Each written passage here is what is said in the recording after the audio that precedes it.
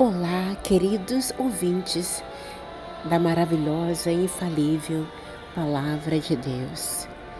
Neste vídeo vou abordar questões relevantes em relação do real significado de estar morto espiritualmente. No processo do reavivamento espiritual, há admoestações em relação aos ataques espirituais estratégicos que se levantam contra os cristãos em geral e o que devemos evitar fazer para que o Santo Espírito de Deus não se afaste de nós e nos tornemos alvo fácil para o inimigo de nossa alma. Pois, quando caímos espiritualmente, torna-se muito difícil o retorno ao estado anterior. Não impossível, claro, porque para Deus não há impossível. Devemos lutar com todas as armas espirituais dadas pelo nosso Pai Celestial, a fim de permanecermos firmes na fé, seguros no caminho de Cristo Jesus. É um prazer tê-lo aqui comigo, caríssimo irmão e irmã em Cristo Jesus. Ajude a obra de Deus, colabore dando o teu like e se inscrevendo neste canal.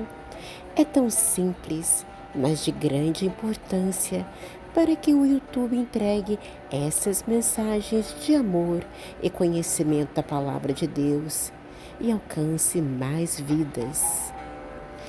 Deus conta com a nossa participação. Muito obrigada a todos vocês. Deus os abençoe poderosamente.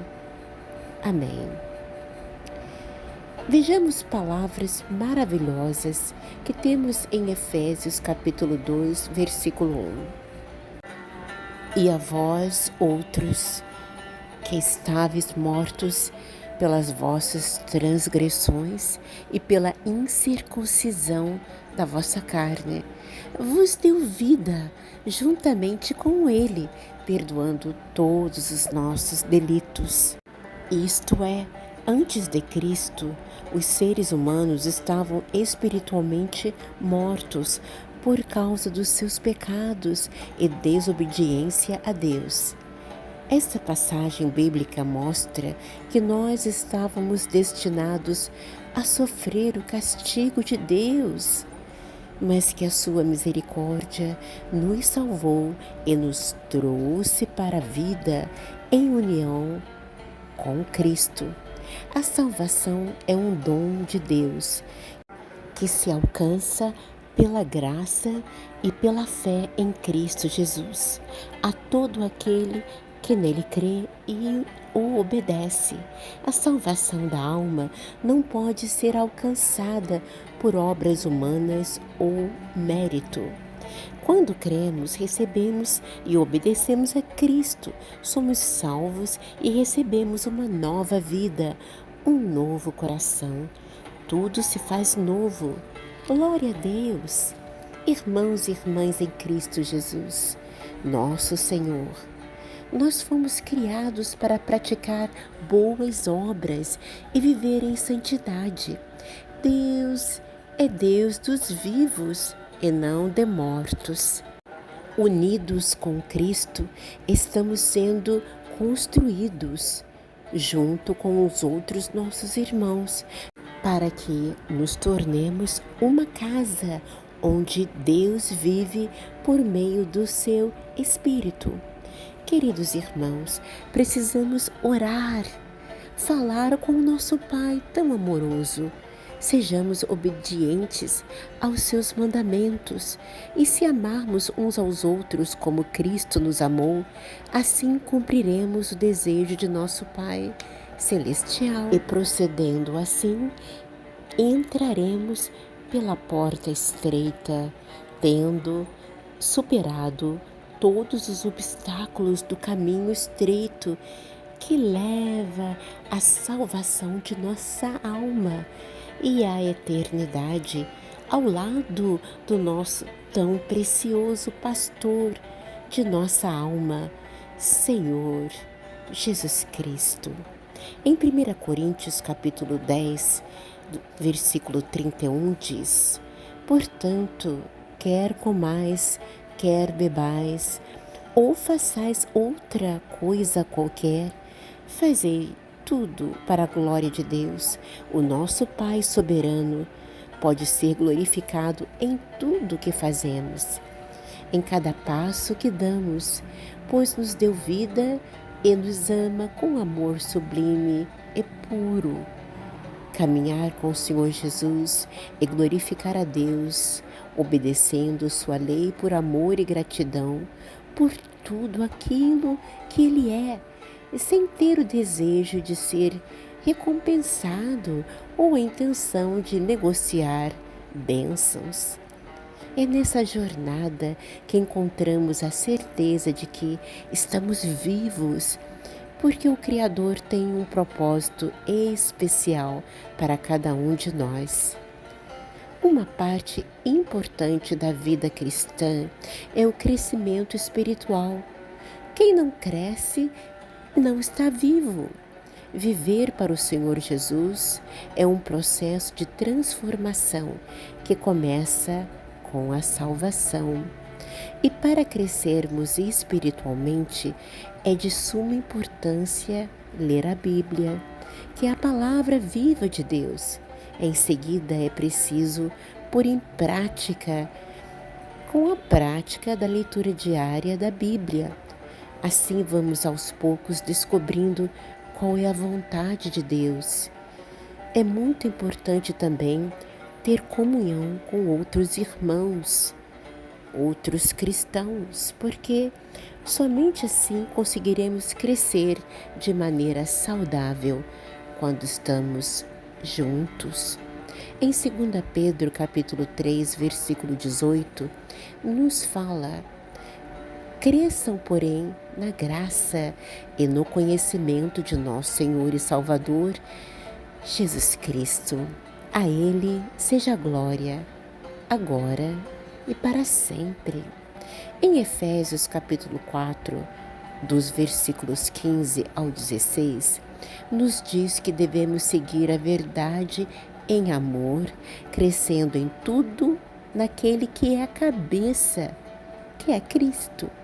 Dele, todo o corpo, ajustado e unido pelo auxílio de todas as juntas, cresce e edifica-se a si mesmo, em amor, na medida em que cada parte realiza a sua função. Isto é, o Senhor Jesus é o exemplo máximo para todos os cristãos. E por isso devemos nos esforçar para nos assemelharmos a Ele. Isto significa sermos gentis, amáveis e compassivos com todos, fazendo o bem ao nosso próximo. Significa fazer o que Deus diz e amar a Deus acima de todas as coisas. Significa também que devemos nos esforçar para viver uma vida que segue os ensinamentos do Senhor Jesus. Devemos sempre lembrar de que o Senhor Jesus é a nossa cabeça e o Senhor da nossa vida, e que devemos buscar seguir as direções que Ele nos dá. A palavra de Deus exorta a vencer os ataques do maligno através da fé em Cristo, da submissão a Deus e da oração. A Bíblia diz que Deus protege os seus filhos dos ataques do maligno, do inimigo de nossa alma. O diabo não pode atingir quem nasceu de Deus e foi submetido a Ele. Em Efésios capítulo 2, versículo 5, diz que todos estavam mortos espiritualmente por causa da nossa desobediência. Mas o Senhor Jesus nos trouxe para a vida, nos unindo a Ele. A morte espiritual pode ser vencida através da obediência ao Evangelho do Senhor Jesus e da expiação. Em Romanos capítulo 7, versículo 5, diz que as paixões pecaminosas operavam em nossos membros a fim de frutificarem para a morte. Portanto, muito cuidado mesmo com estes sinais de esfriamento espiritual, como falta de entusiasmo, apatia ou indiferença em relação a assuntos de fé, isolamento da comunidade da fé. O esfriamento espiritual pode ser considerado uma condição de pecado que pode apagar a fé e levar à apatia e à desconexão com Deus. Quando sentir um abatimento espiritual, dobre os teus joelhos, recite salmos, clame a Deus, que venha derramar seu Santo Espírito sobre a tua vida, mente e coração. Deus certamente lhe atenderá, lhe fortalecendo a fé, dando-lhe refrigério na alma, renovando as tuas forças para uma vida diária plena de gratidão, amor, paz e vitória em Cristo nosso Senhor. De acordo com a palavra de Deus, o nosso adversário, o diabo, quer matar-nos espiritualmente, afastando-nos de Deus e de Cristo. Em Efésios capítulo 6, dos versículos 10 ao 12 diz: finalmente fortaleçam-se no Senhor e no seu forte poder. Vistam toda a armadura de Deus para poderem ficar firmes contra as ciladas do diabo, pois o objetivo principal de Satanás é impedir os planos de Deus, enganando as pessoas e afastando-as de Cristo. As obras do diabo são ações que visam contrariar a obra de Deus, como o assassinato, a mentira, a sedução ao pecado, a inflição de doenças, entre outras. Em 1 João, capítulo 3, versículo 8, nos dá a razão principal para a vinda de Cristo ao mundo. Assim está escrito: para isto se manifestou o Filho de Deus, para destruir as obras do diabo. É o poder e a presença do Senhor Jesus que destroem a obra do diabo. Em 1 João capítulo 3, dos versículos 7 a 8, nos esclarece sobre tão relevante assunto. Filhinhos, não se deixe enganar por ninguém. Aquele que pratica a justiça é justo, assim como ele é justo. Aquele que pratica o pecado procede do diabo, porque o diabo vive pecando desde o princípio.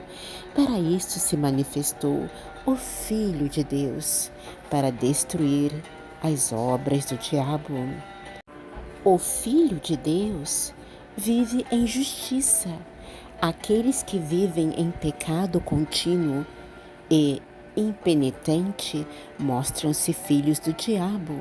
Aquele que tem Cristo habitando nele não continua pecando, porque Cristo veio para destruir as obras do diabo. Essas obras são satânicas, não têm mais expressão no coração do crente. Cristo veio para destruir as obras do diabo, e isso garante a nossa santificação. Louvado seja o nome do Senhor Jesus Cristo eternamente.